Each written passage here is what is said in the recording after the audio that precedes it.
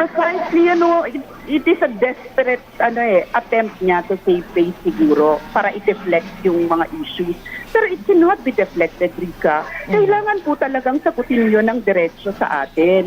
The public, the people, has the right to know, di ba? We should demand yung ating karapatan dahil yun ay pera ng taong bayan. Hindi po yun pera ng sino man na may self-interest lang. Pera po yun ng taong bayan. Pinaghihirapan po natin yun, di ba? Kaya nga, very, very careful tayo yung mga kailangang issues na i-address ngayon, hindi ma-address, kasi merong ganito, no? So, yun. Wow! Thank you po, ma'am. Napakagandang explanation. Napahanga niyo po ako, ma'am. Salamat po. Yun ang tunay na makabayan. Mga kababayan, Retired Soldiers Comment Opinion Assessment. Himayin po natin yung sinabi ni ma'am kanina in layman's term. Himayin po natin in layman's term. Napakaganda ng message ni ma'am yung nagsalita kanina.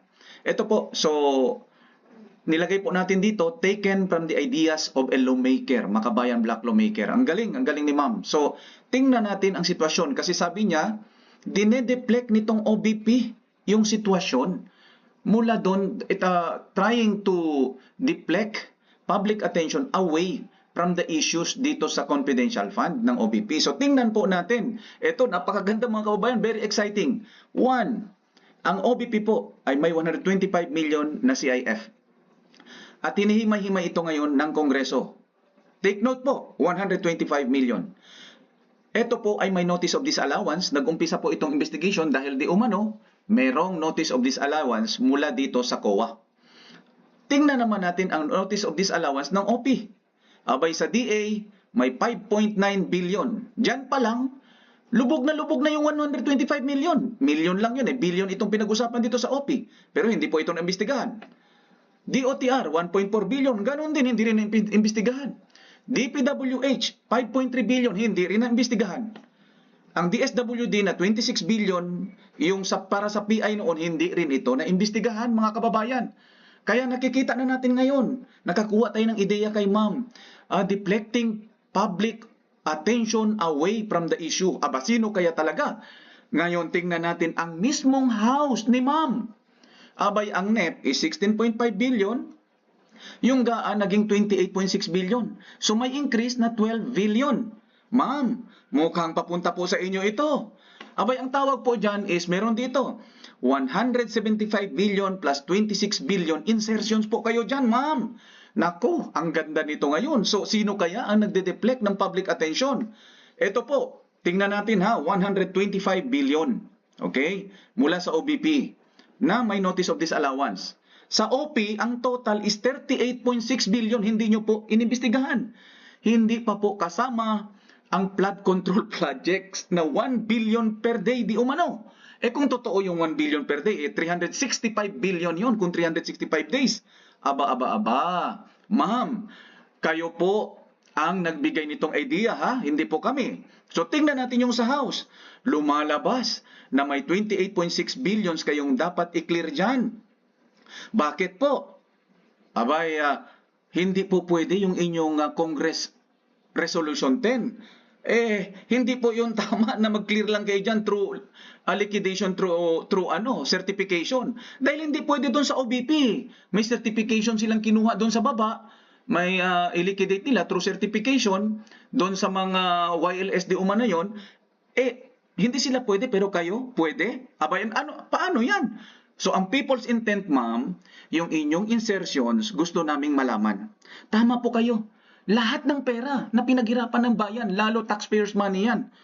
Gusto po namin malaman ang insertions, bakit nagkaroon ng insertions. Gusto namin malaman yung 125 million ng OBP. Yes, totoo. Very good. Gusto rin namin malaman yung 38.6 billions ng OP. At siyempre, kasama na rin po ang flood control projects. Gusto rin namin malaman ang house, 28.6 billions. Paano nyo ginastos yan? Hindi sa liquidation by certification ng Resolution 10, Klaro po tayo doon. At gusto namin malaman, ma'am, yung 175 billion at saka 26 billion na insertions noon, saan ito napunta.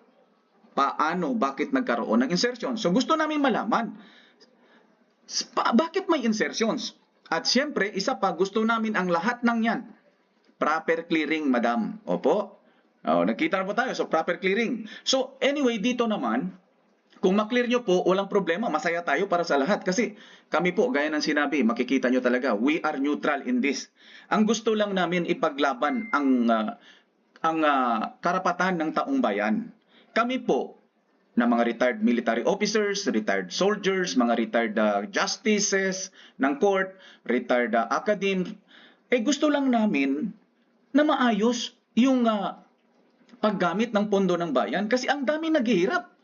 Ang daming naghihirap, nilulustay ang pera kung saan-saan napunta, ang iba malamang na bulsa. Tapos gusto nyo sisilipin yung 125 million, kayo po ang nag-deflect. Kayo po ang nag-divert ng public attention away from the real issues ng inyong 28.6 billions, ng inyong insertions, ng OP na 38.6 billions at ang flood control projects na walang nangyari. Kayo po. And that is why nagbigay po kayo ng idea. Now that is the best thing to do now. This is the challenge to the people. Okay.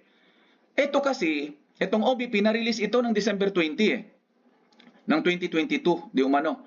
At dapat i-clear ito ng December 31 ng 2022 din. So lumalabas na 11 days lang talaga na dapat i-clear ang 125 million. Pero alam nyo po, kami po, halimbawa, sa mga military officers, nakadaan yan ng pag-commander. Yung clearing, alam na alam yan, APP, APB. Ang nangyari dyan, halimbawa, sa isang quarter na yan, gusto mong gumawa ng isang project o isang programa. Kailangan na. Pero hindi pa dumating ang pondo mo. O ni-request mong pondo, hindi pa dumating. Kung may pera ka, ginagastosan mo na yan. Para naman, sarili mong pera, gastusan mo muna. Pagdating ng fund, kini-clear. Doon na lang i-clear. Pero ang problema kasi dito, ang gusto nyo i-clear niya ng 11 days. Imagine niyo na ni-request niya yan ng October. Hindi ko siya dinipensahan, sumusunod lang ako sa investigation ninyo.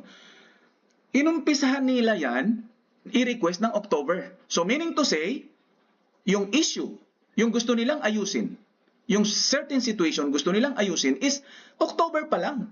So meaning to say, bakit nila hintayin na dumating ang funds kung pwede na nilang gastusin ang sarili nilang pera? At pagdating ng funds, sa kanila i-clear. Hindi ba pwede yun? Yun ang katanungan. Kung hindi pwede din, eto na. Mga kababayan, etong challenge sa inyo, 32 million na bumoto dyan sa BP, kay BP. Why not? Magpatak-patak kayo ng 5 piso. People's Initiative, ibalik nyo yung 125 million doon para matapos na yung problema dyan sa OBP. At magtuloy-tuloy na tayo, silipin na natin ang OP at ang House. Yung kanilang mga 38 billion pesos at saka 28.6 billion naman. Para maklear natin ito, hindi pwedeng isa-isa lang. 125 billion, kailangan i-clear yan. Kung hindi maklear, mag-PI kayo mga bumoto dyan sa BP. Tapos i-clear natin ito. So ganyan dapat. Hindi pwedeng isa lang, tapos mas malaki pa pala ang muta ninyo, tapos gusto nyong diinin yun doon. Dinadivert yung public attention away sa katotohanan na kayo ay may dapat na i-clear na 28.6 billion at ang OP ay 38.6 billion, hindi pa kasama ang flood control projects. Okay? Hindi pa kasama ang insertions dyan. So ito po, nandito yung sinabi natin sa OP. Okay. Yan yung sa OP ay total of 12.6 billion notice of disallowance. Since yung 26 billion mamaya na insertions ay napunta from DSWD yun, mapunta rin naman yun dyan sa OP. So, titingnan natin. Ito po yung insertions. Kasi, paano naging insertions? Hindi po kasi yan kasama sa NEP. Ang National Expenditure Program, yun po yung idinaan sa tamang proseso ng batas. Ng inyong power of the purse na nag-aano kayo dyan, National Expenditure Program. Pero lumabas sa GAA, may increase. Anong tawag doon? Di ba insertion pa rin yon? So, tingnan natin ito. Bakit may insertion? Okay lang ba na may insertion? Baka naman, mga kabayan, baka okay lang naman may insertions. So, ito sa aking bandang kaliwa, 26.7 billion. Para daw ito gamitin sa IX, AKAP, TUPAD, MAIP for the PI and other efforts ng idadaan dito di umano sa Office of the Speaker. Ito naman DPWH project ng 2024 din ito, nag-increase din ito ng 175 billion pesos. Billion po ang pinag-usapan, hindi million, billion. Kaya, sino ba talaga ang nagda-divert ng public attention away from the truth? Hello, madam. Siguro, ito, klarong-klaro po ito. Huwag na po tayong maglokohan. Niloloko nyo kami. Matagal na yan. Nagsasawa na kami dyan. And that is why, kailangan na naming lumabas at iklaro lahat. So, these are the insertions. Authorized ba kayo yan? Ito po. House of Representatives, increased by 12 billion.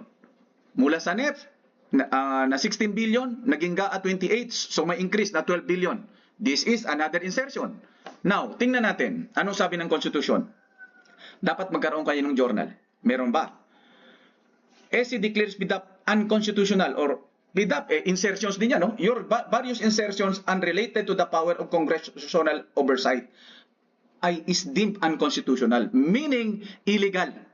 So gumagawa kayo dyan ng illegal, Paano yan? O eto yung 26 billion na insertions sa DPWH, eto naman, ang insertion.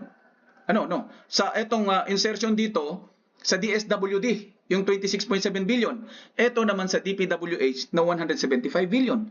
Hindi nga alam ni DPWH yan, ni Secretary, nabigla nga sila dyan. So, tingnan nyo mabuti kung sino po ang nagda-divert ng public attention away from the real issues, madam. Okay, etong Congress Resolution 10, sabi nyo meron kasi ito, batas ba yan? Tingnan natin, ayaw namin yan Kaming mga taong bayan, ayaw namin yan. Kasi hindi klaro yan, liquidation by way of certification. Hindi namin alam, kailangan nyo ng resibo. Ito po, ang gusto natin, mga taong bayan, is Republic Act 9184, PD 1145, COA Joint Circulars, and other relative laws. Yun ang kailangan natin. So ito, kailangan din natin makita ito kung saan napunta ang pera nitong gold na bininta.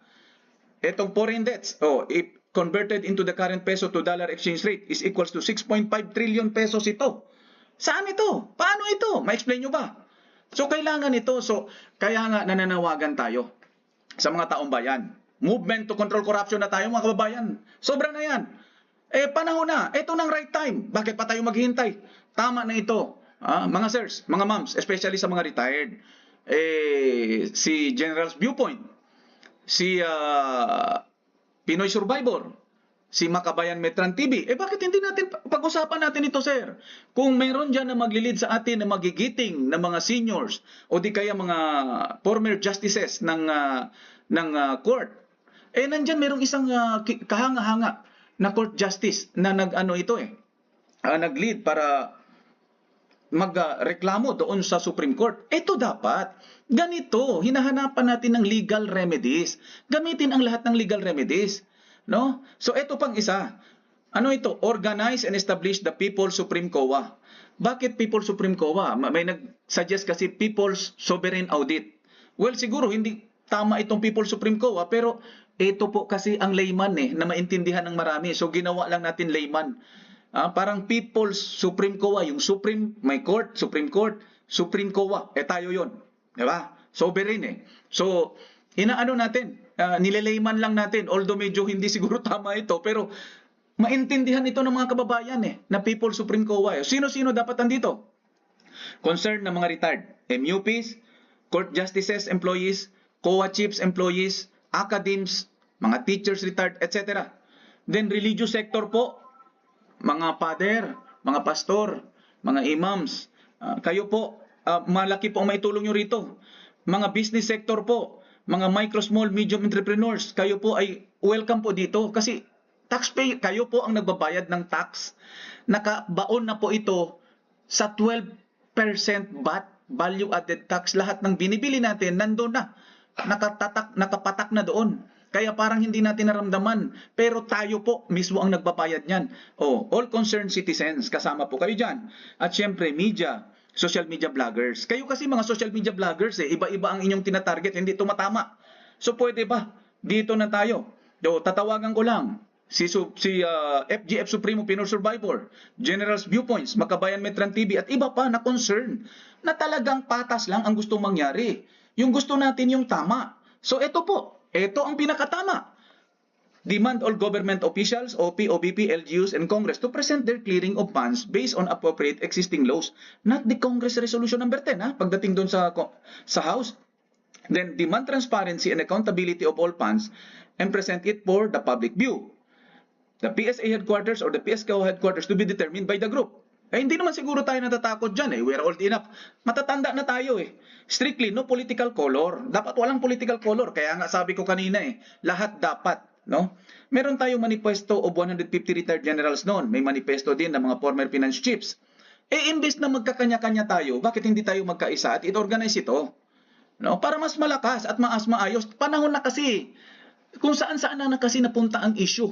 Na-deflect away from the real problem. So, anong gusto natin mangyari? All government funds are cleared. Properly cleared. Or, taxpayers' money back. Kung hindi nyo naman nagastos, ibalik nyo. Wala namang problema yun Kasi, alangan naman. Diba? Kung hindi nyo naman nagastos, ibalik nyo na lang. So, yun nga, nakiusap tayo kanina. Yung sa OBP, 125 million. Kayong mga bumoto kay BP, ba't hindi kayo magpatak-patak ng tigli 5 piso? Lalabas yun, 160 million. Di bayaran nyo na yung 125. Tapos lang yung problema. Hanapin na natin next. Yung sa OP, then hanapin natin yung sa House. Para klaro na lahat, para once and for all, settled tayo. Hindi tayo pwede puro ganito na lang. Salita ng salita tayo, pahapyaw ng pahapyaw, parinig ng parinig. Tapos hindi tayo gagalaw. Yun ang problema. So, are you ready to join the challenge? Mga kababayan, sino ang ready to join the challenge? Mag-comment lang kayo dito sa aking comment section. Welcome na welcome po kayo dito. Kahit anong sabihin ninyo, welcome. Ilabas nyo na para hindi kayo ma-stress. Mga kabayan, ito po. Are you ready to establish the People's Sovereign Audit or in layman's term, the People's Supreme COA? Kung gusto nyo po, magsabi po kayo ng yes or no. Dito po natin malalaman. Pangalawa, are you ready to establish the People's Advisory Council to ensure transparency in the COMELEC? Kasi parating na po ang eleksyon. Baka mamaya sabi nyo, marami kayo nagsasabi, dinaya at o ganito. Wag naman. Di gagawa na tayo ng People's Advisory Council to ensure transparency in the COMELEC this coming election. Kasi lumalabas na sila lang nag-usap-usap doon sa NBank, yung mga komisyoner. Hindi natin alam. Tapos gagawa sila ng mga ruling. Dapat meron tayong mga members dyan ng People's Advisory Council. Tulad ng mga former justices, former generals, retired justices, retired academs, retired COA, kahit yung mga retired na mga attorney, mga kailangan natin mga lawyers. Kailangan natin mga lawyers. Hindi tayo pumipili basta ang gusto lang natin maayos ang ating bansa. Noon pa man, every now and then sinasabi natin, let us unite. Pero paano mag-unite? Kaya may gusto kayong gibain na maliit na 125 million, gigibain ninyo, samantalang sa inyo ang laki ng muta nyo. 38.6 billion. Ang isa naman 26 point something billion. No? Tapos hindi nyo i-clear na maayos. Tapos dito sa kabila, gusto nyo i-clear. You are the one diverting public attention away from the real problem, madam, mga sirs. So pasensya na po Hindi naman tayo galit dito. Sa atin lang, we want to emphasize this. Klaro-klaro lang ba? Kayo ang tunay na pusit Madam, kayo ang tunay na pusit.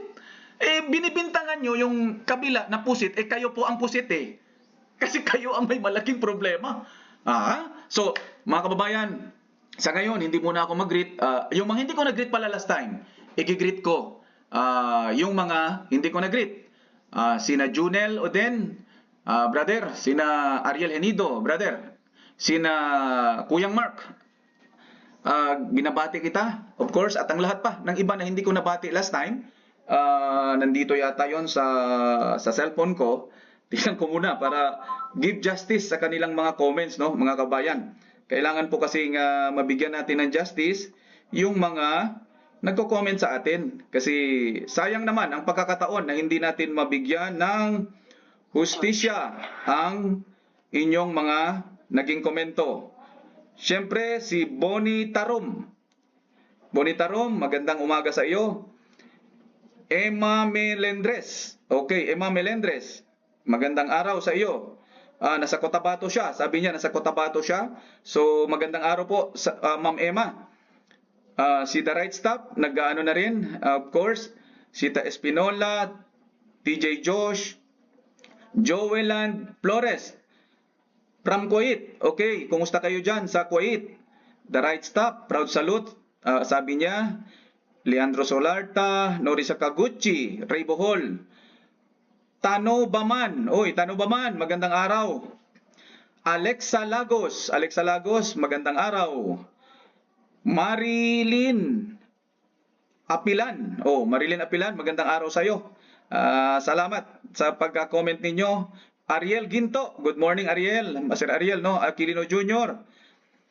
Rogelio Kadwada. Kadwada. Ilocano siguro to si Sir. Kadwa tayo, Sir Rogelio. Kadwa tayo. NPG. Magandang araw sa iyo, NPG. Broken Wings. Magandang araw, Broken Wings. Emma Melendres, magandang araw. Si Clara, nagano rin. Arnulfo Siriban, Rodante Pagalan, Lixi Nase Adjerus Suson. Lixi Nasi Jerusalson. Okay. From saan to? Saan siya nanonood? Singapore. Na Singapore. Kumusta kayo dyan sa Singapore? Ingat-ingat po kayo. So sana na-entertain namin kayo. Hindi kami nagpapaano dito mga madam, mga sirs. Huwag po kayong mag-alala mga kababayan namin mga OFWs. Hindi po kami titigil o magbubulag-bulagan na lang o magbibingihan. We will voice it out and we will try our best na maayos itong ating bansa. Hindi pwede, nagpe-pensyon kami Hindi pwede na tumatanggap ng pensyon tapos hindi man lang gumagawa ng kahit ano para sa ating mga kababayan. Ang ating mga OFWs, ang makabagong bayani ng ating bansa, ang ating modern day heroes, no? Hindi po dapat mapunta sa wala ang lahat ng inyong pinaghirapan. And we will try our best in our own little ways. No, nandiyan naman may nakita na tayo, may nag-aakyat na ng mga kaso o reklamo doon sa Supreme Court through yung isang dating retired justice, si Sir Justice Carpio yata yon. Thank you very much, sir. Ang laki ng naitutulong nyo. Si Sir De Leon na isang matikas, napakahusay at snappy na military official yun siya na nag-retire. So, sir, maraming salamat. Nandyan din naman, nagsasalita din si Sir Johnny Macanas, yung sa General's Viewpoint. Nandyan din si Makabayan Metran TV. Nandyan din si Sir Dado Enrique, yung sa Pinoy Survivor. At syempre, si Ranger Kidlat, nandito rin, nakakampi din ng taong bayan. Wala naman kaming ibang gusto kundi ang kapakanan ng bayan yun ang aming talaga ever since. Kaya nga kami nag-join dyan sa trabaho namin before nag-retire. Syempre, dahil gusto nating makatulong. Eto makikita nyo kung sino ba talagang gustong makatulong sa bayan. Eto na po.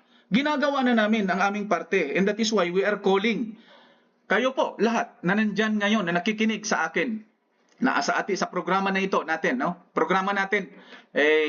Are you ready to join the challenge, mga madam, sirs? Pabor ba kayo dito? Are you ready to establish the People's Sovereign Audit, or in layman's term, the People's Supreme COA? Are you ready to establish or join the establishment of the People's Advisory Council to ensure transparency in the COMELEC? Naipakita ko rin to noon. So ito ang ating mga gusto, itong nakikita nating problema. Ito po ang legal, ito po ang tama. Kaysa naman na may gusto nating pumasok na mag-intervene na hindi pa naman dapat.